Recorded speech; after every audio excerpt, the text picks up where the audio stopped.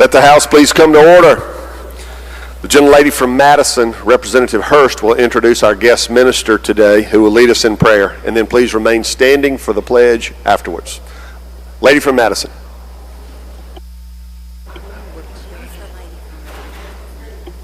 She's Rankin. She just represents part of Madison, too. I didn't want y'all to confuse me with Jill. Oh, y'all behave. Behave. We about to pray. Y'all behave. Okay, it is my honor to introduce my dear friend, Samuel Boland. He is the Executive Director and founder of the Jackson Leadership Foundation.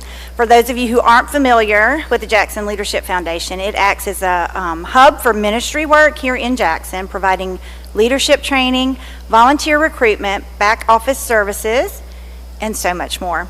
They recently opened up, very proud to have their new facility at 236 Place. It's really, the address is 236 Place, but it's named after scripture, and it's beautiful. It's a collaborative center for ministries located at 236 East Capitol Street, so we're all going to go and visit him after this. They're doing great work, and they're doing it right here in Jackson, and I'm happy to call him my friend, Samuel. All right, let's pray. Dear Heavenly Father, you're the creator and the Lord of the universe, yet you stoop down to consider us here. You have the timeline of history in your hands, yet you care for each and every moment in our lives. Your scripture encourages us to seek the things that are above, where Christ sits at the right hand of the Father. May you give us that perspective today. In the midst of discussions and decision makings, may you draw us to this eternal picture. You're sovereign, you're the one in real control, and you desire our spiritual good. May that lead us to a healthy fear, but also may this knowledge give us a chance to relax and take a deep breath, knowing that even now our history is in your hands. God, may you empower us and empower those here that call you Lord and Savior to live in this reality today. Endow us with your wisdom, your character, and your sacrificial love. May we be representatives of the best our state has to offer, and may we also be representatives of you. Let us not separate the sacred and the profane, the holy and the secular. May our time here be an act of worship to you. And finally, may we follow the example of Christ, who, as Scripture says, though he was in the form of God, did not consider equality with God as something to be grasped, but emptied himself, taking the form of a servant, humbling himself by becoming obedient to the point of death, even death on the cross. May our character, decisions, and debate represent the sacrificial character, words, and actions of Christ. And we are grateful for this moment. We are grateful for the opportunity to model servant leadership. And God, please continue to be with us today. It's in your Son, Jesus' name we pray. Amen. All right. Attention, salute, pledge. Pledge allegiance to the flag of the United States of America and to the republic for which it stands, one nation, under God, indivisible, with liberty and justice for all. Very good. Get a picture. We'll put you between those two politicians. Are you on in the middle? Come on, Selena. Yeah, we'll have our view.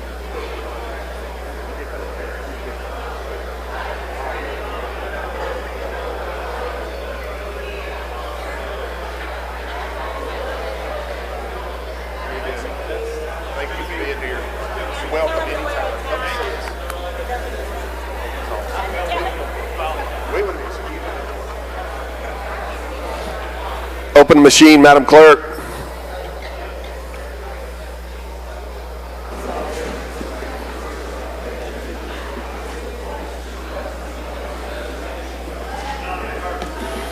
Somebody get the lady from Rankin over there. Has everyone voted?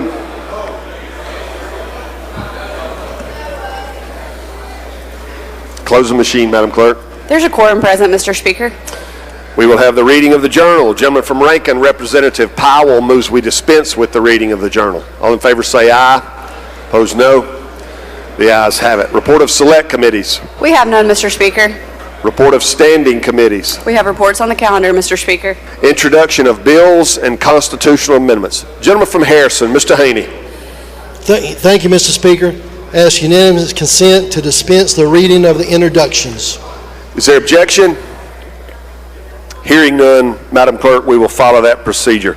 Resolutions, petitions, memorials, and other papers. We have none, Mr. Speaker. Introduction of guests and visitors.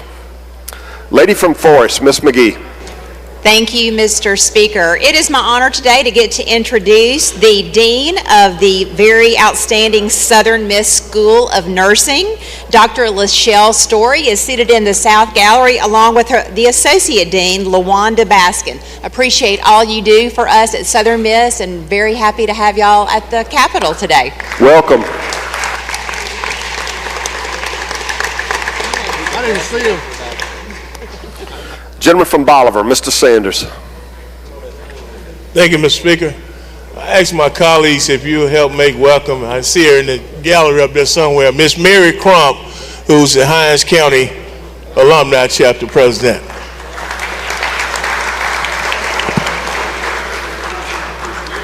Gentleman from Prentice, Mr. Arnold.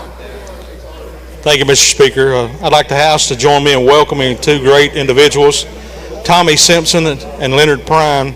They are actually with the Policemen's Benevolence Association, and they have over 5,000 members. Would you make them welcome?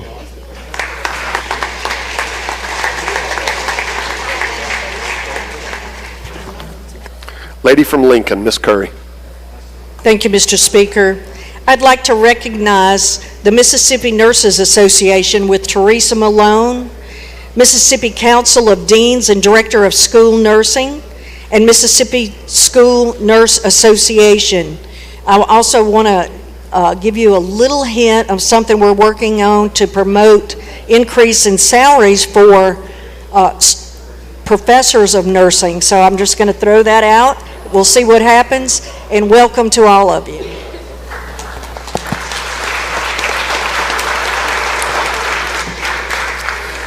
Gentleman from Lafayette, Mr. DeWeese. Thank you, Mr. Speaker. If you will, look in the North Gallery. We've got a group of students from Ole Miss joining us today. If y'all will, please stand. And in that group, we have our ASB President, Ms. Hannah Watts, and also the Vice President, Jack Jones. Make them feel welcome. Welcome.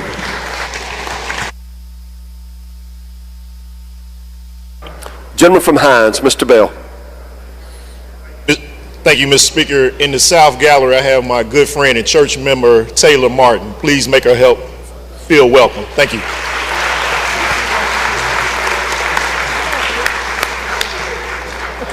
Gentleman from Union, Mr. Creekmore.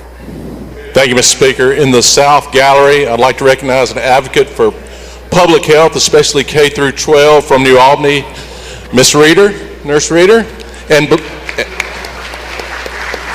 and beside her, no longer a guest to the Capitol, but a member we see it everywhere in the Capitol, from New Albany, Dr. Lance Reeder, our state superintendent. Lance Evans, sorry. I thought he had all medical attention up there because of the bills that's been coming out of education. Gentleman from Lowndes, Mr. Kareem. Thank you, Mr. Speaker. Well, ladies and gentlemen of the House, help me welcome the President of Mississippi University for Women, Ms. Nora Miller.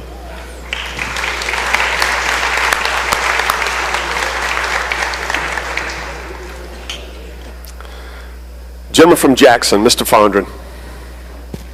Thank you, Mr. Speaker. Above me in the South Gallery, I'd like to welcome my former school nurse, Miss Colleen Larson. Y'all make her feel welcome. All right, welcome.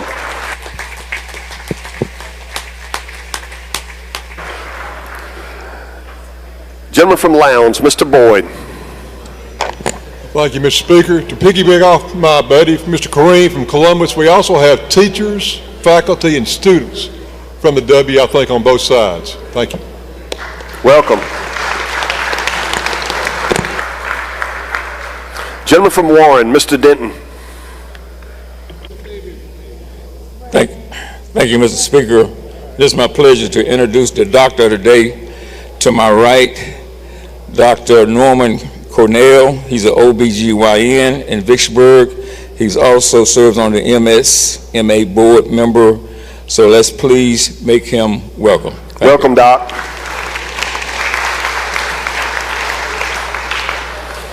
Gentleman from Rankin, Mr. Newman. Thank you, Mr. Speaker. In the South Gallery, I'd like for y'all to welcome my neighbor and professor at Mississippi College School of Nursing, Mrs. Estelle Watts.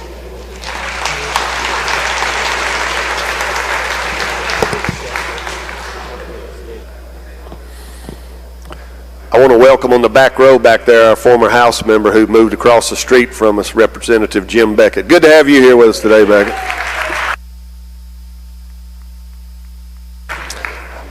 All right, I don't see anyone else seeking recognition for an introduction. I believe we have one special guest, but they are not with us yet, so we will proceed to the calendar.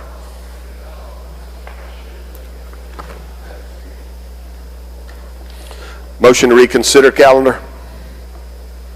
Gentleman from Jones, for what purpose? Mr. Speaker, thank you. On item number 2, House Bill 1086, after extensive dialogue with the gentleman from Washington, I would like to table that bill. Gentleman's motion is to table. Those opposed have 5 minutes. He's giving you the thumbs up, gentlemen. If you favor that motion to table, indicate by saying aye. Opposed, no.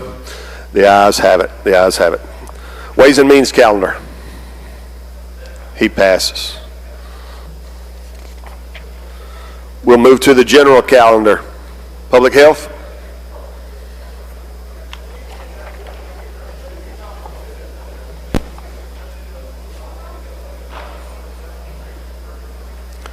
Mr. Chairman, you're recognized. Thank you, Mr. Speaker. I'd like to bring up item 1, House Bill 570, and make the usual motions. Gentleman calls the bill up, moves the rules be suspended, the bill considered engrossed, read the third time, and placed on final passage. All in favor say aye. Opposed, no. The ayes have it. I have an amendment, Mr. Speaker. You want to offer your amendment now? Does the clerk have it? You want to explain your amendment? All the amendment does is add the 911 operators to the bill, and that's an explanation of the amendment.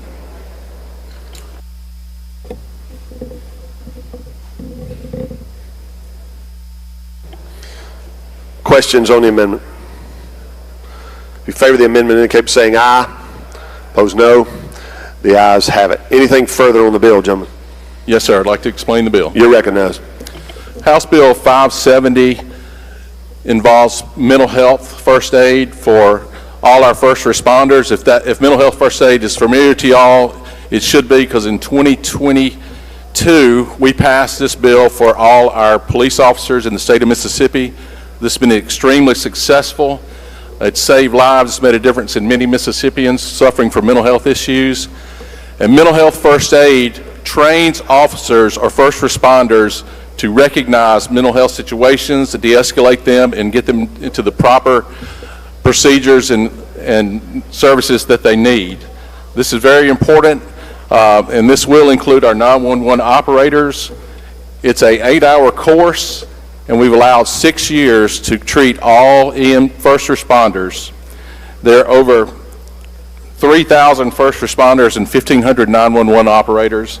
So this will be accomplished, should be accomplished before our 6-year period runs out. It's administered by the Department of Mental Health, and the cost is around $349,000 over this 6-year period. That's an explanation of the bill, Mr. Speaker. Be glad to answer any questions. Gentleman from Bolivar, Mr. Sanders. Thank you, Mr. Chairman. Gentleman Yield. Absolutely. Let me just commend you and to all the responders, first responders across the state of Mississippi. I wish I had had this when I was in law enforcement. But I just want to commend you in making sure that our emergency responders get a chance to understand that we're dealing with unique people. Thank you. Thank you for the kind words and your support. Gentleman from Jones, Mr. Blackwell. Thank you, Mr. Speaker. Gentleman Yield. Yes, sir. I'm just curious that there's law enforcement's not in this, right? We included law enforcement in 2022, House Bill 1222. I was just wondering if they're trained in this as well. Yes, sir. We're about halfway through the training on all our law Good. enforcement. Thank you, sir. Yes, sir. I don't see any further questions, gentlemen. Final passage. He moves final passage. Open the machine, Madam Clerk. If you favor the bill, vote aye. If you're opposed, vote nay. Has everyone voted? Has everyone voted? Close the machine, Madam Clerk. By a vote of 117 yeas, 0 nays, the bill passes. Next item, Mr. Chairman. I'd like to bring up item 2, House Bill 807, and make the usual motions. Gentleman calls the bill up, moves the rules be suspended, the bill considered engrossed, read the third time, and placed on final passage. All in favor say aye. Opposed, no. The ayes have it. You're recognized to explain the bill. I'd like to recognize the gentleman from Harrison to explain the bill. Gentleman from Harrison is recognized to explain the bill. Thank you, Mr. Chairman. Thank you, Mr. Speaker, ladies and gentlemen of the House. House Bill 807 will address the absence of a coordinated autism services throughout our state by creating the Division of Autism Services. The division will fall under the Bureau of Intellectual and Developmental Disabilities at the Department of Mental Health and will develop and implement a statewide comprehensive coordinated interagency plan of care. DMH has the administrative support in place and the office space to do this. So the only thing required will be 2 positions at a cost of $165,000 annually.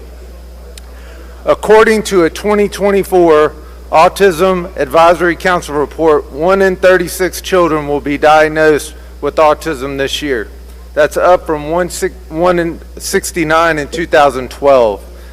Given the drastic uptick in those being diagnosed with autism, we need to ensure the required services are available and easily accessible. The creation of this division is the first critical step in addressing this issue. Mr. Speaker, that concludes an explanation of the bill.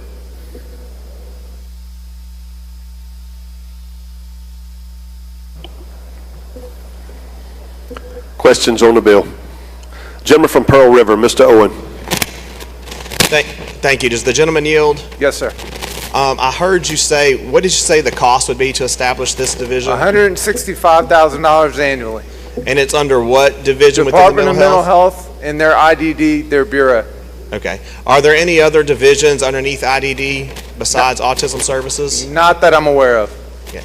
Is there a concern, or obviously there are issues getting these services to those diagnosed with autism. Is there a concern that we could be adding another layer of bureaucracy that could impact the ability to get those resources to? Gentlemen, this bill does the exact opposite of that. It's contrary to what you're saying. This bill will make sure the services are streamlined and readily available. Is it necessary to create a new division of government to do that? I believe so. Okay. Thank you, gentlemen. You're welcome. Lady from Harrison, Ms. Crawford. Do you yield? Yes, ma'am. We had a conversation about this bill yesterday, and I still had some questions about it, and I had a difficult time hearing my colleague ask questions, so if I repeat one of his questions, forgive me. Was this a recommendation from the Department of Mental Health? It was in concert with. I'm sorry? In concert with the Department of Mental Health. They've been collaborators the whole way through. Was this one of their goals for their strategic plan? I believe, if I recall that strategic plan, at that time it was not. It may have been printed before we began substantive conversations on this matter. Okay. And why not create, we're going to single out one diagnosis over another, and we're not going to, why not create one for Down syndrome, one for Fragile X, one for severe and profound individuals with disabilities? I'm just concerned that we should be working to improve services for all people with various diagnoses, as opposed to singling out one and just working to better services for one diagnosis. With all deference, this is an issue that several of my constituents were dealing with, and then as I research more and more constituents and more people throughout the state, We're dealing with the lack of services, the lack of knowledge of how to get services, a lot of red tape, and just in general trouble finding it. I don't believe this bill singles out anything other than the fact that autism is becoming a prolific diagnosis, and we're trying to deal with it. You are aware that the characteristics that individuals with autism exhibit are also a lot of characteristics that people with Down syndrome or with other diagnoses have, and they don't have a formal diagnosis of autism. Or would they be eligible for services under this program? They don't have a formal diagnosis. It would be of my autism? hope that the Department of Mental Health under this division would help all who were in need who had IDDs. It's under their IDD, so anyone that's suffering or has diagnosis like that should be served by that IDD division. You know, you are aware that there are case management services for people with developmental disabilities Yes, and ma'am. that do not qualify for ICFMR services and that do not have a DD certificate, correct? And I'm also aware that we're lacking in autism services, and that's what I'm trying to correct here. And you are aware we're also lacking for all services for people with disabilities. And I advocate for that as well. The information being given to people, to parents. Lady, if to you know how have to, an amendment for this bill that you'd like to offer, I do not. I'm consider- just wondering why we're not working harder to improve all services for all people with disabilities. I'm not going to oppose your bill. I'm just wanted to bring that to the attention. Well, being on public health, I'll be willing to help in any way I can, and I'll work with you in any way I can. You have my commitment to that. Thank you, sir. You're welcome. Gentleman from Tallahatchie, Mr. Rosebud. Thank you, Mr. Speaker. With gentlemen, yo. Yes. So I'm not certain if I didn't hear it or not. In there, is it any method of assessment for some of the kids in the early elementary stages so that we can assess them for those who haven't been assessed for autism and things of that nature? Absolutely. That's a big part of this is early intervention and assessment. All right, thank you, Jim. You're welcome. Lady from DeSoto, Ms. Remack. Thank you. Yes, ma'am. I just want to commend the Department of Mental Health because as a mother of 32-year-old twins who have significant disabilities, and I just appreciate them and all that they do for all disabilities, as well as I want to commend you for working on this bill because this is a much-needed bill, and I can't wait to vote yes. Thank you, ma'am. Don't see any further questions, gentlemen. Final passage. He moves final passage. Open machine, Madam Clerk. If you favor the bill, vote aye. If you're opposed, vote nay. Has everyone voted? Has everyone voted? Close the machine, Madam Clerk. By a vote of 116 yeas, 2 nays, the bill passes. Next item, Mr. Chairman. Thank you, Mr. Speaker. If it's with the permission from the body, I'd like to go down to item 60, House Bill 922, and make the usual motions. Gentleman's requesting unanimous consent to go to his next item. I don't hear any objection. Gentleman, item 60, House Bill 922. Gentleman calls the bill up, moves the rules be suspended, the bill considered engrossed, read the third time, and placed on final passage. All in favor say aye. Opposed, no. The ayes have it. You recognize, gentlemen, to explain the bill. Thank you, Mr. Speaker. I have a committee substitute. Gentleman moves to adopt the committee sub for consideration in lieu of the original bill. All in favor say aye. Opposed, no. The ayes have it. You recognize, gentlemen. Thank you, Mr. Speaker. Ladies and gentlemen, House Bill 922 is our CON bill. We had a select committee that worked extremely hard over the off-season. I also worked the Department of Health along with their CON advisory board to help form this bill. And this is what the bill does. It exempts chemical dependency services and facilities, intermediate care for psychiatric residential facilities from the CON process. It also exempts in 4 years hospital-based end-stage renal disease facilities, which is dialysis, and that's hospital-based. It also exempts MRI and invasive diagnostic imaging from CON. These 3 items take effect in 4 years from when the bill is signed. On the capital expenditures, it raises the threshold in the three categories of capital expenditures. First being major medical equipment, raise it from $1.5 million to $3 million. Clinical health services raises the capital expenditures from $5 million to $10 million. And non-clinical health services is increased from $10 million to $20 million. It also streamlines the appeals process. In the event that the Department of Health denies a CON, then you can appeal the CON through a special chancery judge, which will be appointed by the Supreme Court. The Supreme Court will have 15 days to appoint that judge, and the judge will have 120 days to make a decision, and that decision will be final.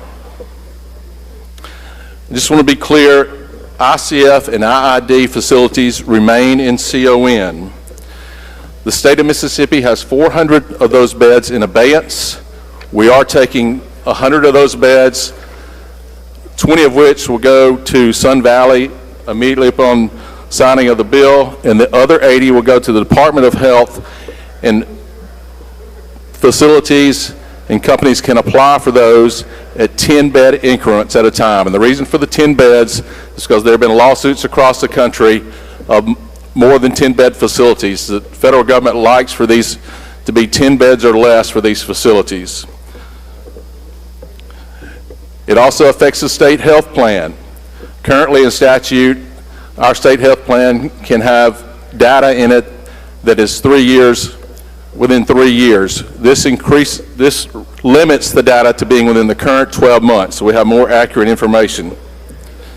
As far as the progress of a CON, when you receive a CON, you have 12 months till that CON expires. If you have not made progress, then it will be revoked. If you are making progress, you can apply for a 12-month extension for up to 4 times. So a CON application can last a maximum of 5 years as long as you are making progress. At the same time, the Department of Health can revoke your CON when they see there's no progress anytime during that 5-year period. Birthing centers have been somewhat a gray area in our CON laws. This definitely removes birthing centers from the CON. And that, Mr. Speaker, is an explanation of the bill. Questions? Questions on the bill. Gentleman from Washington, Mr. Hines. Thank you, Mr. Speaker. Gentleman, yield. Absolutely. Outstanding work. Quick question. We had a conversation about a definition for rural. Did we ever get that? He's working on it right now. All right, that's what I want to. Yes, thank you so much. Yes, sir. Thank you. I don't see any further questions, gentlemen. Ms. Scott? Sorry. Chairman. Mr. Chairman. Lady, you hadn't been recognized. I see you now have your button pushed. Now you actually don't have it pushed. You know how it works. Lady from Jones, for what purpose? Mr. Speaker, I'd like to be recognized for a question. You're recognized. Thank you. I'm glad we got some rules working here now. Mr. Chairman, would you yield? Yes, ma'am. I wonder what questions you have today that you didn't have yesterday. Well, I want to, I would like to, well, I'll tell you what, Mr. Chairman, I'll just speak on the bill. Thank you. Okay. Gentleman from Pike, Mr. Porter. Thank you, Mr. Speaker. I have an amendment at the proper time. I think that would be now, gentlemen. I don't see anyone else seeking recognition.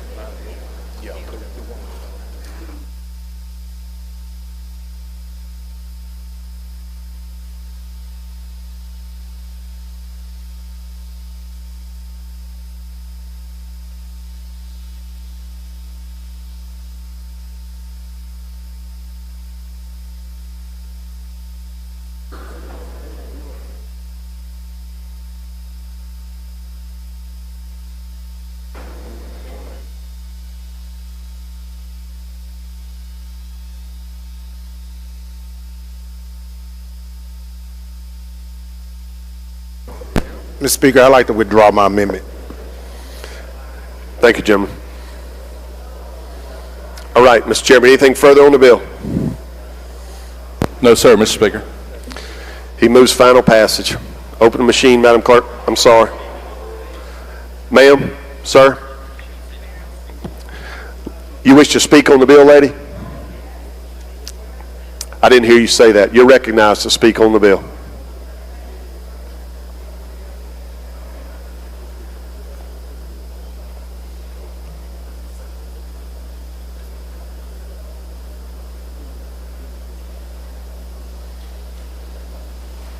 Thank you so much, Mr. Speaker. And let me say to you, Mr. Speaker, that when the gentleman, I did yield the floor, and then I did say I would like to speak on the bill at the proper time. I'm sorry, I just didn't hear you. Didn't hear me. But thank you so very much.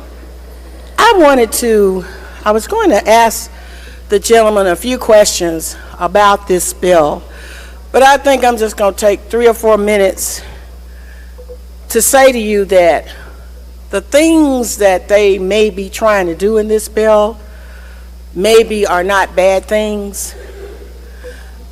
But if you say that you're going to have a state health plan that should be updated so that those who are deciding where facilities should be located and the facilities that are needed in the state should be made available, those services, wouldn't you think that you would bring a bill, a clean bill that does that first, before you say we're going to eliminate the Certificate of Need program on chemical dependency facilities, ICF facilities, psychiatric facilities, MRI, renal stage disease facilities, and others. Now let me tell you something, ladies and gentlemen. This is a budget buster. Now you all can pass it. But then don't come in here in a couple of years saying, once all of these brick and mortar facilities are up and running, and then say, well, I didn't know this was going to put another $150 million general fund dollars in the Medicaid program. Now, I asked them in the committee that if these facilities were just so readily needed, pass them and let the folk have private pay. Pass them and let it be private insurance. If they're so needed, do it that way. Don't put this onus on the budget of the state of Mississippi when you don't have a health plan, according to what this bill says, that you're making decisions with old data. Now listen, down there where I'm from, where we don't wear suspenders and belts at the same time, you can't make this make sense. You can't say that you're going to have a health plan, and then you come in here and say, well, we're going to allow you to construct as many facilities as you want, anywhere that you want them, and not tell you how that's going to impact the budget. I ask, did we have a fiscal note on this? I ask if anybody could tell us what this is going to cost. Listen, ladies and gentlemen, pass it. You know I'm for health care. Pass it. But know that when you do pass this, if this becomes law, this is a budget buster. The only reason that Mississippi kept the Certificate of Need process was to try to control costs, ladies and gentlemen. The lady from Lincoln knows I'm telling the truth. That's how we control costs. But y'all said let the free market work. Let it work. And when it comes in here, be ready to bite the bullet to pay the bills. Because you see this right here, if Terry Brown were here, my good friend, the late Terry Brown, he would tell you when it's just a few words, you ought to be careful. It's a whole lot of stuff written in here. But the few words that you ought to be concerned about is the removal of the Certificate of Need process for these brick and mortar facilities, chemical dependency, ICF, psychiatric services, residential treatment facilities, and facilities for end-stage renal care. Everybody in here wants to see Mississippians have this care. But I do hope that you will, because you just passed the tax bill, and I hope that you will start keeping all of these things in your head. You passed the tax bill that's going to take $2 billion out of the budget in 2 years. 66% of the state voted for my friend and yours, President Donald John Trump. And Vice President Musk says he gonna cut the budget because the Freedom Caucus has told them that if they don't cut spending by $2 billion, they will never get their tax cut. Now listen, ladies and gentlemen, you can't cut $2 billion by sending a few federal employees home.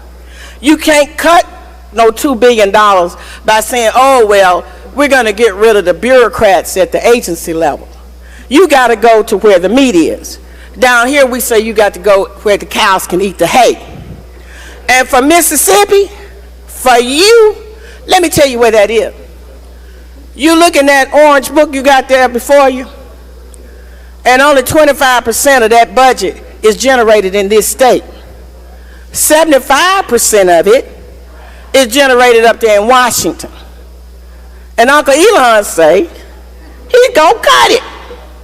He gonna cut education, he gonna cut health care, he gonna cut transportation. Now, it's all right with me because 66% of Mississippi said they wanted him and they want their policies. But what I'm saying to you, ladies and gentlemen, is that you have to make a decision as to how this state is going to be, the posture of this state financially in 2 or 3 years.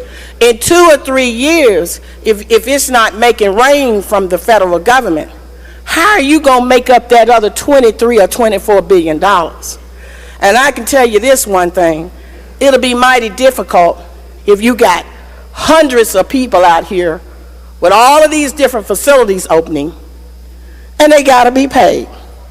So I just, vote for it, and I love the chairman, but in 2 or 3 years, you're not going to bring your end back up in here and say you didn't know.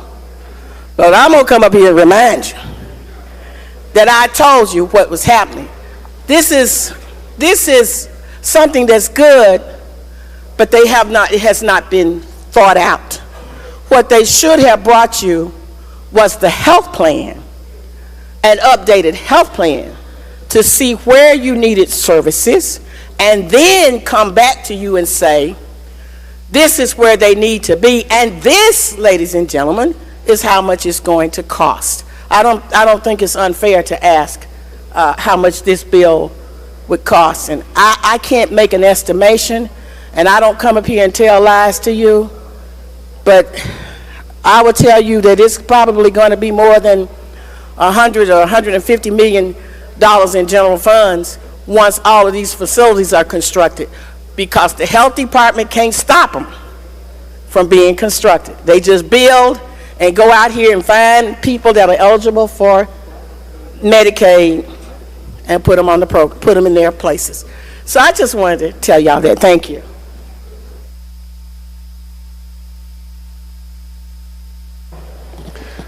Anything further on the bill, gentlemen? Yes, Mr. Speaker. You're recognized. Thank you. I would like to thank the lady from Jones for her passion for health care and her passion that she brings to the Public Health Committee. It's greatly appreciated. But I can tell you right now, this CON bill won't cost the state a dime. It doesn't cost anything to take services and facilities out of Certificate of Need. Number two, Certificate of Need in the state of Mississippi was brought here in the 70s as a mandate from the federal government. In the 80s, the mandate was lifted. We remained in CON. Certificate of Need has matured over the years, and there are some facilities and services that have aged out of Certificate of Need. It was developed to keep health care down. These elements that we're taking out of CON no longer apply to that necessity to have CON. And that's low-hanging fruit that we're doing that will make chemical dependency services more available in the state of Mississippi, dialysis more available, and all these are good things. And as far as the state health plan, we mandated that they use current data. That's a good thing.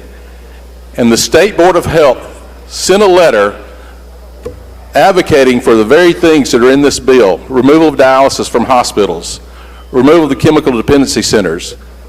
So that is their endorsement, which will be in the state health plan if we don't pass this bill. So thank you for your passion. Please support House Bill 922. Thank you. He moves final passage. Open the machine, Madam Clerk. If you favor the bill, vote aye. If you're opposed, vote nay.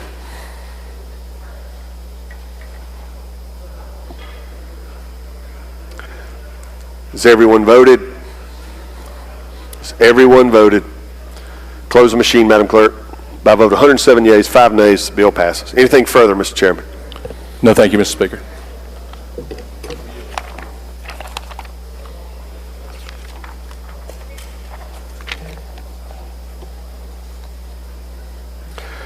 Gentleman from Hines, Mr. Nelson, for what purpose? Introduction out of order. You're recognized. All right. In our North Gallery, we have representatives from 13 domestic violence coalitions here visiting us in support of House Bill 1551. Please make them feel welcome. Welcome.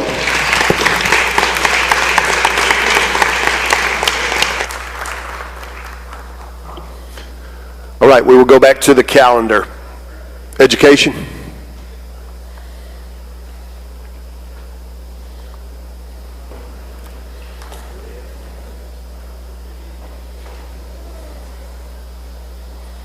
Mr. Chairman, you're recognized. Thank you, Mr. Speaker. Is it okay if I make a announcement or let the folks know and welcome my wife and daughter if they would stand up over here? And Absolutely. My daughter is going to make me a grandpa for the first time. They just came to see if you're really here, gentlemen.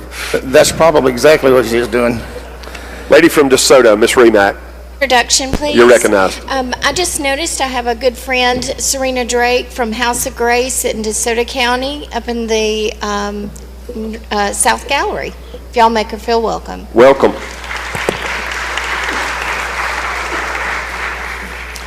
You're recognized, Mr. Chairman. Thank you, Mr. Speaker. Ladies and gentlemen, I would call up House Bill 246 and make the usual motion. That's item 3. House Bill 246. Gentleman calls the bill up, moves the rules be suspended. The bill considered engrossed, read the third time, and placed on final passage. All in favor say aye. Opposed, no. The ayes have it. You're recognized to explain the bill, gentlemen. Ladies and gentlemen, this is the 16 section land authorities, local school boards to grant an extension to the holder of a long-term lease in good standing. This has nothing to do with forestry. Zero. This has everything to do with an economic development project that we're trying to make certain is able to happen on some 16 section land and extend the lease on it. That is my explanation, and I'll be happy to answer any questions if there are any.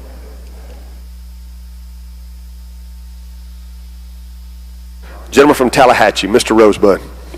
Thank you, Mr. Speaker. With the gentleman yield. Yes, sir. So a couple of years ago, we did a couple of bills on this Section 16, and we actually extended the amount of years in which those leasees were able to lease the land. So what adjustments does this bill make to that? This is actually specific to one school district. So the other one that we did. So there is a specific school district? Yes, sir. This would be thank around. You, gentlemen. Yes, sir. Thank you. Gentleman from Pearl River, Mr. Ladner. Thank you, Mr. Speaker. Gentleman Yield. Yes, sir. What school district is this for? This is going to be in the Hattiesburg School District, around that area. How many times can they extend this lease without rebid or any of that?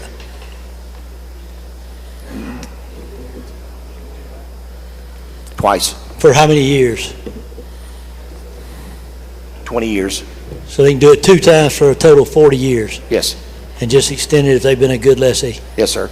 And my understanding, 16 section land, as you probably being in real estate know this better than anybody, it's awfully hard to get an economic development project to land there because of the way the the leases are done, especially if it's close to the end, and I think that's the intent here is on this situation. Gotcha, thank you. Yes, sir. Don't see any further questions, gentlemen. Move final passage. He moves final passage. Open the machine, Madam Clerk. If you favor the bill, vote aye. If you're opposed, vote nay. Has everyone voted? Has everyone voted? Close the machine, Madam Clerk.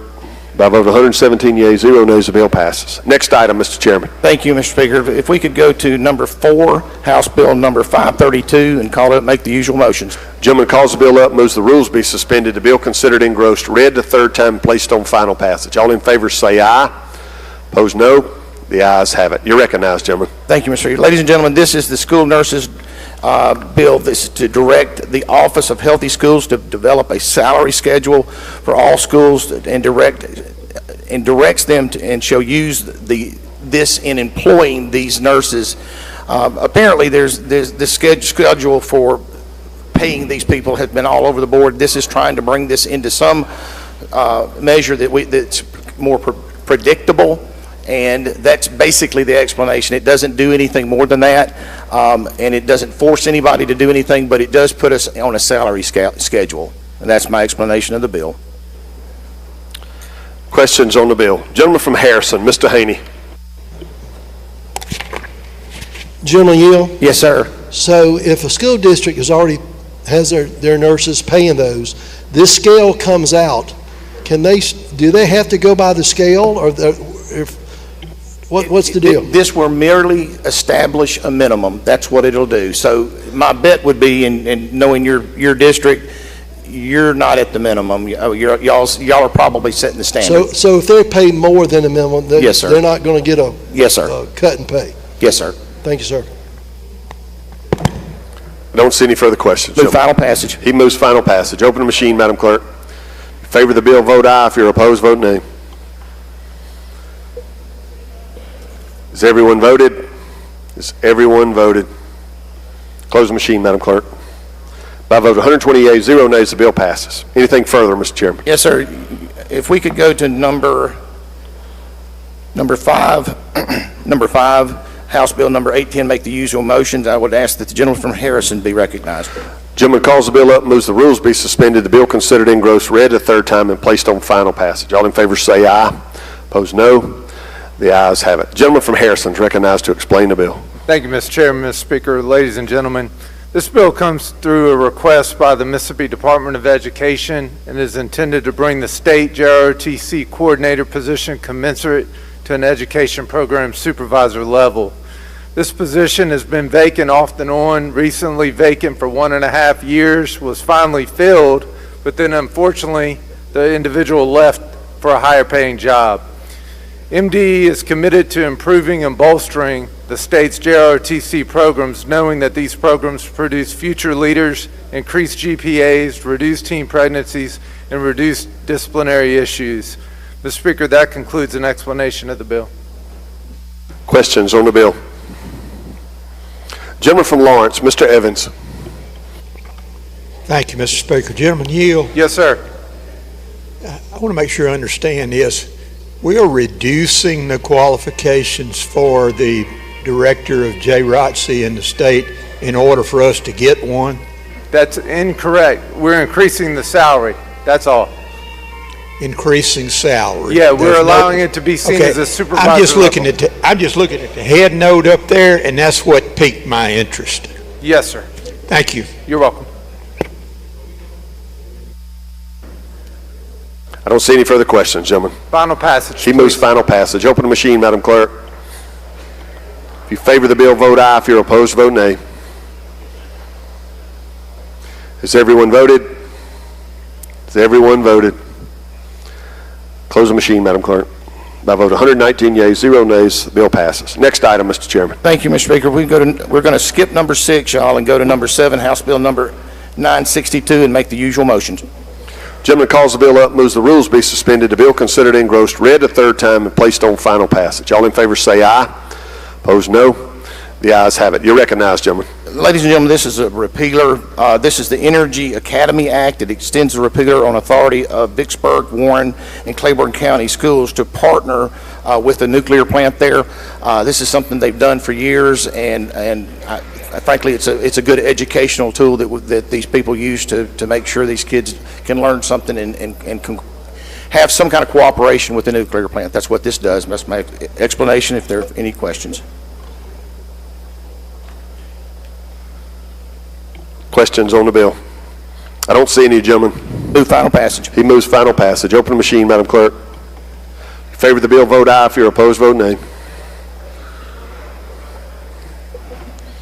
Has everyone voted? Close the machine, Madam Clerk. By a vote of 120 yeas, 0 nays, the bill passes. Next item, Mr. Chairman. Thank you, Mr. Speaker. If we could go to number 9, House Bill number 1066, and make the usual motions.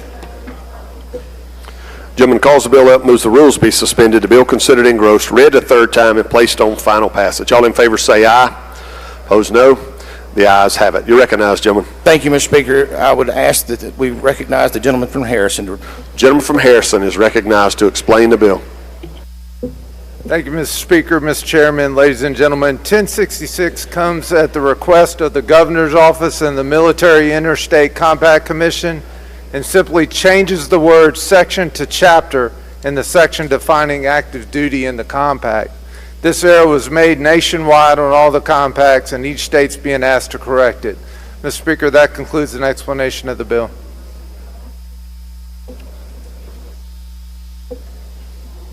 Questions on the bill? I don't see any, gentlemen. Final passage, please. He moves final passage. Open the machine, Madam Clerk. In favor of the bill, vote aye. If you're opposed, vote nay.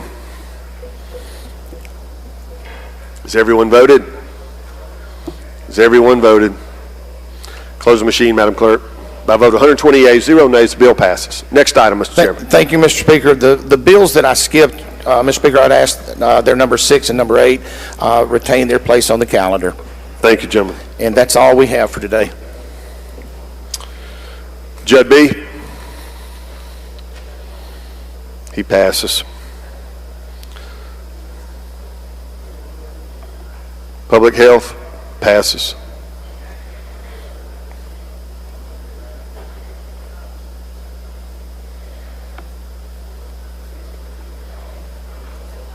Elections.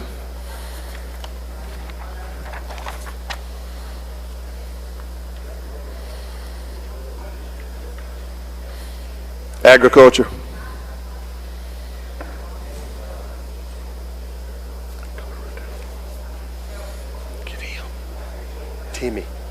Timmy, you don't want your bit. Mr. Chairman, you're recognized. Thank you, Mr. Speaker. I was caught a little bit off guard. I'd like to go to item number 31, House Bill 287, call it up, make the usual motion. Gentleman calls the bill up, moves the rules be suspended, the bill considered engrossed, read the third time, and placed on final passage. All in favor say aye. Opposed, no. The ayes have it. Gentlemen, you're recognized. Thank you, sir. I'd like to yield to the gentleman from Chickasaw to explain the bill. Gentleman from Chickasaw is recognized to explain what already appears to be a controversial bill.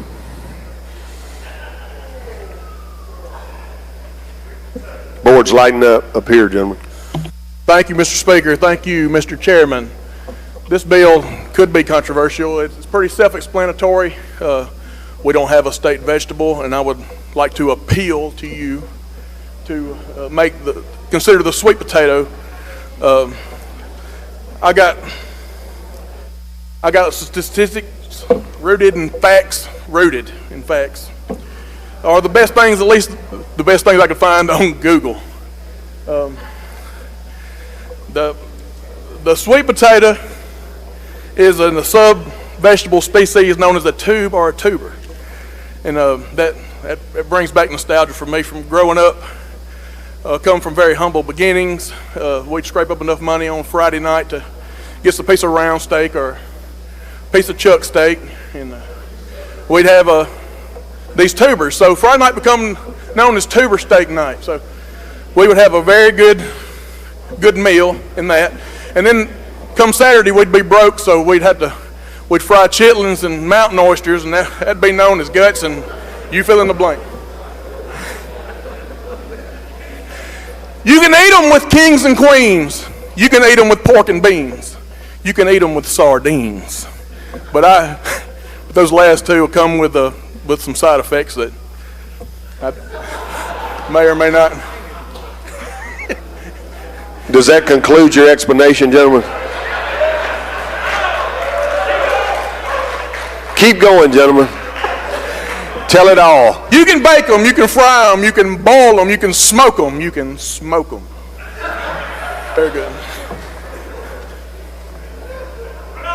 That is my introduction to this bill. A lot of questions on this bill, gentlemen. Gentleman from Harrison, Mr. Felsher. Gentleman yield. Yes, sir. Are you a farmer? Yes, sir. Not very good. What is some of the crops that you farm? On my land, we have soybeans, we have sweet potatoes, and we have corn. So would there be a conflict of interest with the sweet potato? One might say. You're partial to them? I'm very partial. Well, they're my favorite vegetable too, sir. They're so delicious. I appreciate the bill. Thank you. They're delicious. Gentleman from Octibaha, Mr. Taylor. Gentlemen, will you yield? Yes, sir. This bill, I have some concerns with it. What type of sweet potato we're talking about? Primarily Beauregards. What's that? Beauregard sweet potato. So not the purple ones? We have the purple ones. So this covers all of them. This will go, even the purple ones? Even the purple ones. Even the yellow ones. Would you stand a friendly amendment that only the purple ones?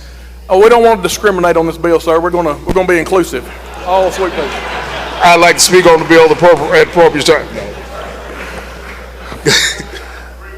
Gentleman from Itawamba, Mr. Boyd. One other question. Yes, sir. Have you got any samples to pass out? I can make that happen. Thank you. Gentleman from Pike, Mr. Porter. Thank you, Mr. Speaker. Gentlemen, will you yield? Yes, sir. Gentlemen, how do you like your sweet potatoes? I like them candied. You like them candied? And I like a lot of them, as long as a lot of them. Okay, you may have mentioned this in your long explanation. Is there another way to cook sweet potatoes? You can fry them, you can boil them, you can smoke them, you can bake them. Now, I heard a rumor. I want you to verify this for me. Is it true that they used to call you sweet potato in grade school? They called me Tater. Just Tater? All right. Thank you, gentlemen. Now we know the genesis of the bill. Gentleman from Hines, Mr. Bell. Thank you, Mr. Speaker. Tater, do you yield? Of course, sir. Thank you. I'm going to be honest with you. I am a fan of sweet potatoes. I love sweet potatoes, especially candied yam sweet potatoes. Me too. But I will tell you this, in all honesty, I am going to vote for this bill. Thank you. Versus the blueberry bill in the past. Thank you. Thank you. I knew that was going to make its way back in here too. Gentleman from Harrison, Mr. Haney.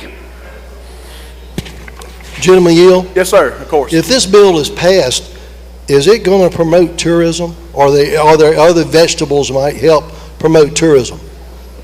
Sure. Smith County has their watermelons, and we have our sweet potatoes. Is watermelon a vegetable?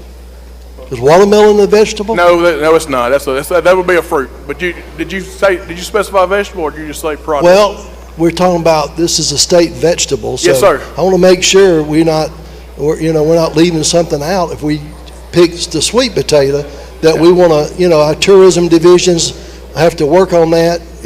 So I was just wondering, is there another vegetable that would be high ranking that could be looked at? I wouldn't think so. They've done an extensive study on this, and sweet potato reigns supreme. Thank you. Gentleman from Hines, Mr. Brown. Thank you, Mr. Chairman. What are we going to do with the word jams if we're going to adopt sweet potato? Are sweet potatoes nicknamed jams? Yams are actually a completely different. they're grown in South America. I know a lot of people call sweet potatoes yams. They're very similar, but not the same. Not the same? No, sir. So we're not going to be mixing it up, huh? No, sir. I don't see any further questions. Anything further on the bill, gentlemen? Move for final passage. He moves final passage. Open the machine, Madam Clerk. If you favor the sweet potato, vote aye. If you're opposed, vote nay. Has everyone voted? Has everyone voted? Close the machine, Madam Clerk. By a vote of 118 yeas, 0 nays, the bill passes. Next item, Mr. Chairman. Thank you, Mr. Speaker. I'd like to go to item 32, House Bill 913, and make the usual motion. Gentleman calls the bill up, moves the rules be suspended, the bill considered engrossed read the third time and placed on final passage. All in favor say aye. Opposed, no. The ayes have it. You're recognized, gentlemen. Thank you, sir. I'd like to yield to the gentleman from Lincoln to explain the bill. Gentleman from Lincoln, recognized to explain the bill. Thank you, Mr. Chairman. Thank you, Mr. Speaker. All right, House Bill 913. This is an act to provide for labeling requirements for meat and meat substitute products in an effort to prevent consumer confusion. Now, y'all remember several years ago, I had a meat labeling bill that we passed. Well, this just dives deeper into it. There's been some confusion in the past. So what this does, it prohibits the food processing plants, retail and food establishments from offering for sale or sell a food product that is misbranded as a meat. It also requires the administrative officers of state institutions, which, you know, universities, colleges, Department of Ed, upon passage, they would establish policies to prevent the purchase of food products that are misbranded as meat products or cultivated protein food products. Now, if you look at it, it gets into the definitions. It defines a cultivated protein, protein food, insect protein foods, manufactured protein foods, plant protein foods. All we're doing is make them label what they're selling. I mean, if it's on the menu, it would say that this is not a meat-based product. It would be on a sign at the restaurant, at the store. So, that's my explanation. I'll yield for questions.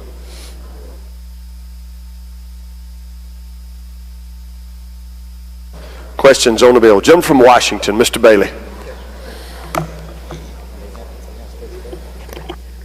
Well, gentleman, Yes, sir. who is going to enforce this? Department of Ag. Department of Ag is required to enforce it. Yes, sir. At the processing, on the processing side or at the retail side? They're currently doing it now. Okay, but are they doing it on the processing side now? Both sides. Both sides. Okay, thank you. Yes, sir. Gentleman from DeSoto, Mr. Eubanks. Thank you, Mr. Speaker. Would gentleman yield? Yes, sir.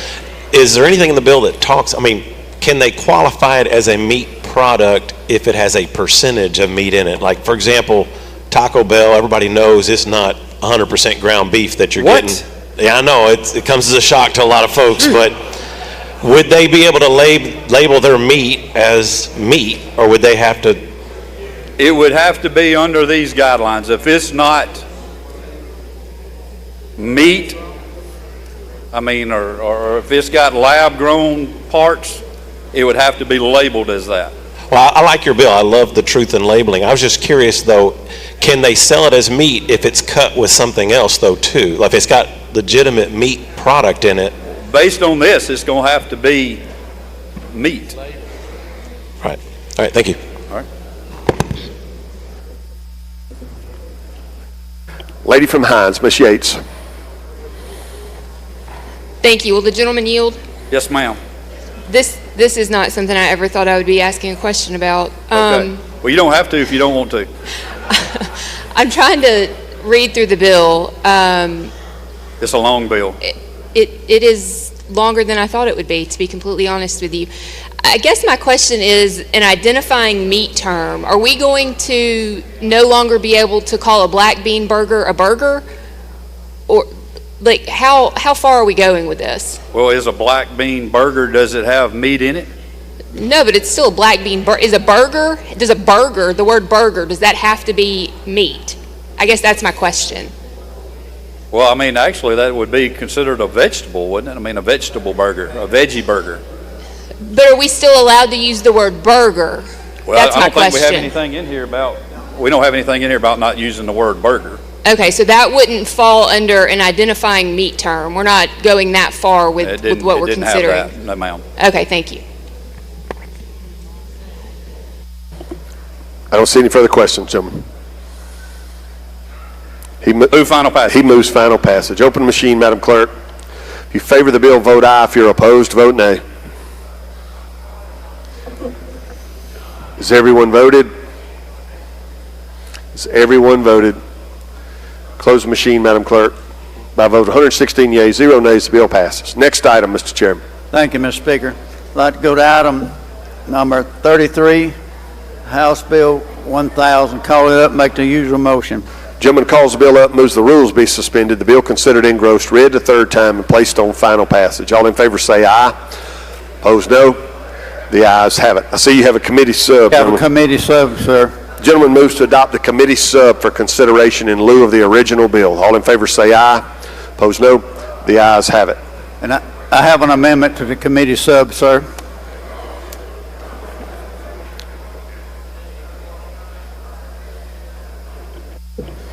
You want to explain your amendment, gentlemen, or you want to? I will explain the amendment. All it does is remove the wording behind on line 50 where it's got language that says $1,000 premium. We're just going to leave that to the board to ask for the appropriation of it. This is going back to the original language of the Fire Commission, and all it does is change the board. That's all it's doing now. Are we still on the amendment, gentlemen? No, sir. All right. Anything further on the amendment? No, sir. Questions on the amendment? I don't see any. Question occurs on the adoption of Amendment 1. If you favor the amendment, indicate by saying aye. Opposed, no. The ayes have it. The amendment's adopted. You're recognized to explain the rest of the bill. Thank you, sir. All it does is changes the board of the Fire Commission, and the new board would consist of the Commission of Agriculture, a director of the Mississippi State University Extension or his appointee, the president of Mississippi Cattlemen's Association or his appointee, the president of the Mississippi Farm Bureau Federation or appointee, the president of the Junior League of Jackson or her appointee, and the director of Visit Mississippi or his or her appointee, and then the president of the Mississippi Horse Show Association or their appointee. That's the explanation of the bill, sir.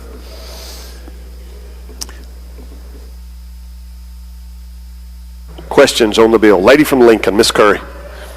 Thank you so much, Mr. Speaker. Will the gentleman yield? Yes, ma'am. I am so sorry that I didn't hear anything that you had to say.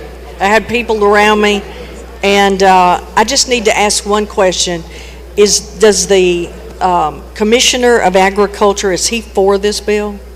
He has no problem with it. He said he would let it work the way through the process. Okay, that's not what I got, but You got a different answer from him? I did, but that's okay. I appreciate your answer. Okay. Thank you. I don't see any further questions, gentlemen. Move final passage. He moves final passage. Open the machine, Madam Clerk. If you favor the bill, vote aye. If you're opposed, vote nay. Has everyone voted? Has everyone voted? Close the machine, Madam Clerk. By a vote of 113 yeas, 0 nays, the bill passes. Next item, Mr. Chairman. Thank you, Mr. Speaker. I'd like to go to item 34, House Bill 1006. Call it up, make the usual motion. Gentleman calls the bill up, moves the rules be suspended. The bill considered engrossed, read the third time, and placed on final passage. All in favor say aye. Opposed, no. The ayes have it. You're recognized, gentlemen. Thank you, sir. This bill is another bill dealing with lab-grown meat. And what this is, it's an act to prohibit the manufacture, sale, or distribution of food products for cultivated animal sales to protect and with provision for penalties in violation thereof. And this is, they're taking stem cells from animal and growing it in labs and coming out with cuts of meat. And this bill would prohibit that in Mississippi. There is a penalty on it. For the violation of it, it could be up to $500 penalty on this bill. That's an explanation, sir. Questions on the bill? I don't see any, gentlemen. Move final passage. He moves final passage. Open the machine, Madam Clerk. In favor of the bill, vote aye. If you're opposed, vote nay. Has everyone voted? Has everyone voted? Close the machine, Madam Clerk. By vote 116 yeas, 0 nays, the bill passes. Next item, Mr. Chairman. I'd like to go to item 35, House Bill 1295. Call it up, make the used motion. Gentleman calls the bill up, moves the rules be suspended. The bill considered engrossed, read the third time, and placed on final passage. All in favor say aye. Opposed, no. The ayes have it. You recognize, gentlemen. Thank you, sir. I'd like to yield from the gentleman from Rankin to explain the bill. Gentleman from Rankin is recognized to explain the bill. All right, thank you, Mr. Chairman. Does this bill have anything to do with barn burning? Hey, we're going to have a barn burner on March 3rd on Monday night. I didn't give you, you're not supposed to be saying. We just wondered if it had anything to do with barn burning. Have anything to do with barn burner? All right, tell us about it. All right. So, House Bill 1295, it is an agritourism bill. And so it basically in section 1, it talks about broadening the definition of agritourism activity to provide additional liability protection for the agritourism business. And section 3 requires warning signage at the entrance only, a change from requiring signage at each activity location on the farm. So basically it's putting a one sign that's a warning sign when you come to a farm about any activities on the farm, right? Just one sign instead of a sign at every activity. It's one sign to protect that farm from any liability. So that's basically the bill, and I yield for questions. Questions on the bill? I don't see any, gentlemen. If not, we'll do final passage. He moves final passage. Open the machine, Madam Clerk. If you favor the bill, vote aye. If you're opposed, vote nay. Has everyone voted? Has everyone voted? Close the machine, Madam Clerk. By vote 119 yeas, 0 nays, the bill passes. Next item, Mr. Chairman. Thank you, Mr. Speaker. I'd like to go to item 36, House Bill 1296. Call it up and make the usual motion. Gentleman calls the bill up, moves the rules be suspended. The bill considered engrossed, read the third time, placed on final passage. All in favor say aye. Opposed, no. The ayes have it. And we have a committee sub, sir. Gentleman moves to adopt the committee sub for consideration in lieu of the original bill. All in favor say aye. Opposed, no. The ayes have it. You're recognized, gentlemen. Thank you, sir. I'd like to yield to the gentleman from Lamar to explain the bill. Gentleman from Lamar is recognized to explain the bill. Thank you, Speaker. Yes, Bill 1296 is a simple bill that's requested by the Mississippi Department of Agriculture and the agriculture industry to bring our Mississippi Soil Amendment law and registration process to make it consistent with the national standards on biostimulants. Biostimulants is a growing industry in the agriculture realm that's grown. It's a $3 billion industry here in 2025, and by 2031 it's projected to grow to over $8 billion. So that's an explanation of the bill. Take any questions. Questions on the bill? I don't see any, gentlemen. Move final passage. He moves final passage. Open the machine, Madam Clerk. If you favor the bill, vote aye. If you're opposed, vote nay. Has everyone voted? Has everyone voted? Close the machine, Madam Clerk. By vote 118 yeas, 0 nays, the bill passes. Judd A, he passes.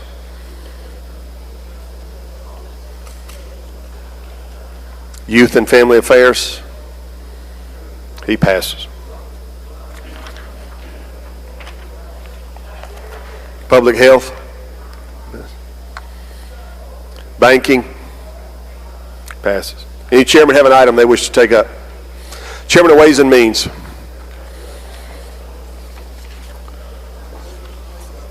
We're going back to the Ways and Means calendar, gentlemen.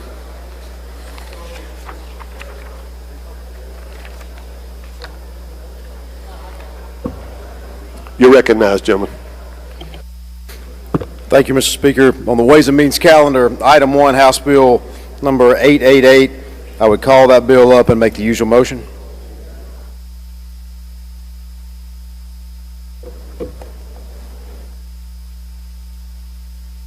And we do have a committee sub.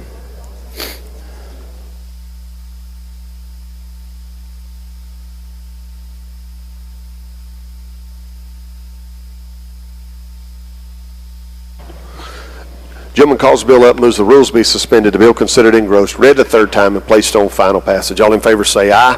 Opposed no. The ayes have it. Gentleman also moves to adopt the committee sub for consideration in lieu of the original bill. All in favor say aye. Opposed no. The ayes have it. You're recognized to explain the committee sub, gentlemen. Thank you, Mr. Speaker. This is an effort dealing with our burn care fund. With this bill, the original bill came and had $2 on some specialty tags to add additional funding to the burn care fund and establish that all level 1 institutions in the trauma organization could participate in that fund. That would be South Alabama to the south, Regional 1 to the north, and UMMC obviously here in Jackson. The problem with that is that the one burn center at Baptist was not included. So the committee sub amended the bill to include the institution, the burn center at Baptist, to be able to participate. And instead of $2 only on certain specialty tags, what it did is it changed everything to 50 cents on all tags. And that would actually raise a little bit more money for that fund. That's an explanation of the committee sub. Questions on the bill? Gentleman from Washington, Mr. Bailey. Gentleman Yale. Yes, sir. Mr. Chairman, I think you told us in the committee that they would be $1 on all tags. It was $1, and we had an amendment to the committee sub to make it 50 cents. Okay, I thought that we had raised it $1 for all of the specialty tags. So what did you say?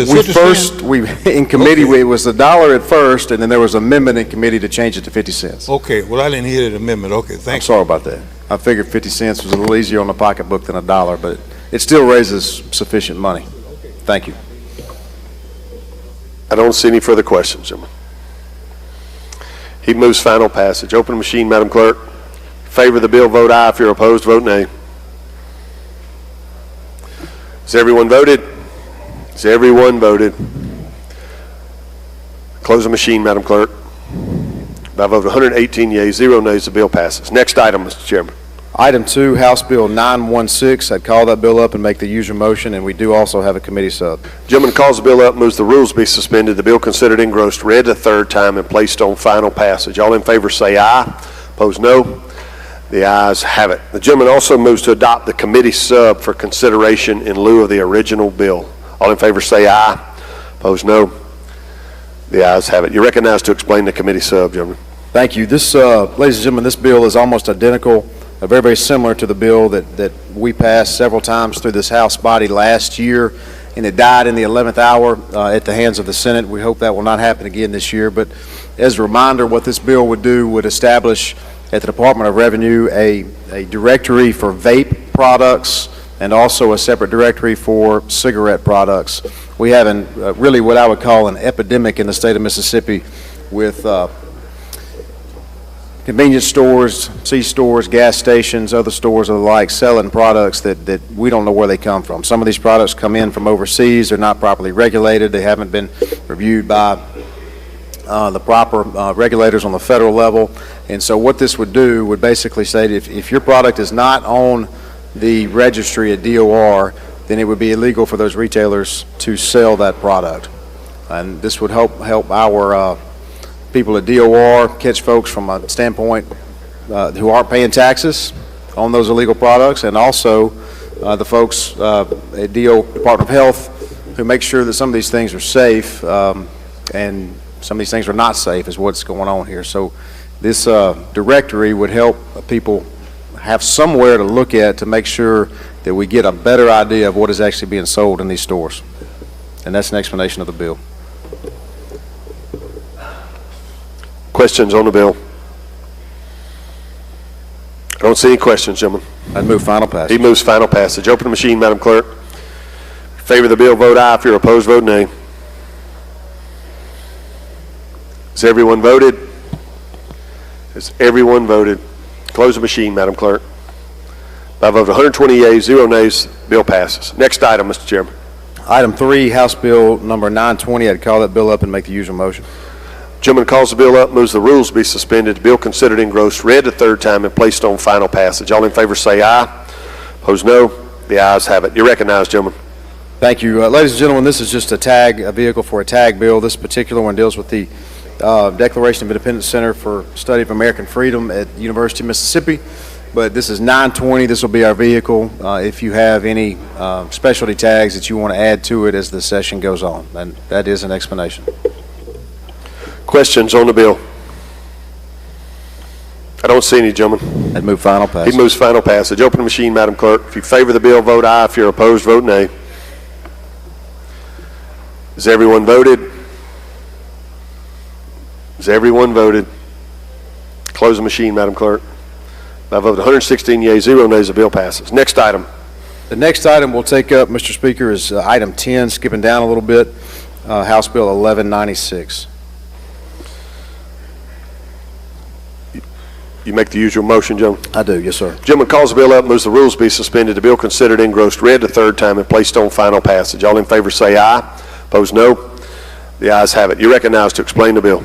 Mr. Speaker, I was going to recognize the gentleman from Rankin, but I don't see him, so I'll just handle it myself. What this bill does would add the Pearl River Valley Water Supply District to participate allow them to participate in the Rural Water System Revolving Loan and Grant Program, and that's simply all the bill does. Questions on the bill? I wasn't going to tell him, but I saw the gentleman from Rankin. I don't see any questions, gentlemen. I'd move final passage. He moves final passage. Open the machine, Madam Clerk. If you favor the bill, vote aye. If you're opposed, vote nay. Has everyone voted? Has everyone voted? Close the machine, Madam Clerk. By a vote of 119 yeas, 0 nays, the bill passes. Next item. The next item we would take up is item 13, House Bill 1461. I would call that bill up and make the usual motion. Gentleman calls the bill up, moves the rules be suspended, the bill considered engrossed, read the third time, and placed on final passage. All in favor say aye. Opposed, no. The ayes have it. You're recognized to explain the bill, gentlemen. This bill comes to us from MDA. It simply revises the definition of the local government's capital improvements revolving loan program that MDA administers to give MDA more discretion to determine what actually qualifies as a capital improvement. That is an explanation. Questions on the bill? I don't see any, gentlemen. I move final passage. He moves final passage. Open the machine, Madam Clerk. In favor of the bill, vote aye. If you're opposed, vote nay.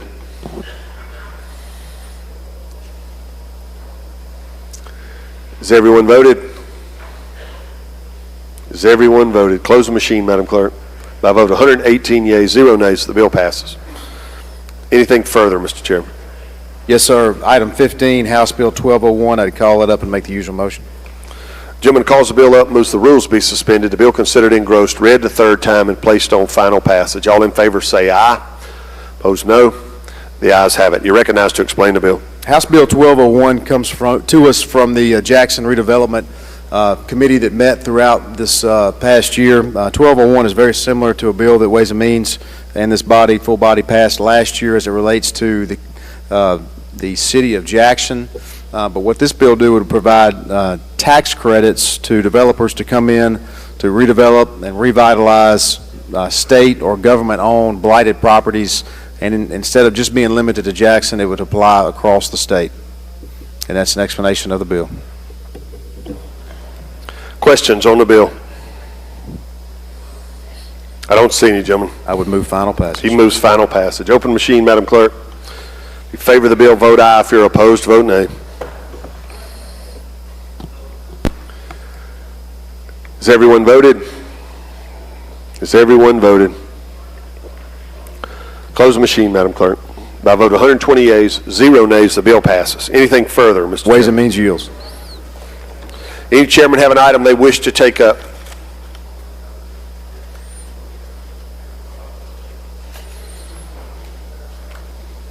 All right, that will conclude our business for the day. Madam Clerk, do you have announcements? Thank you, Mr. Speaker.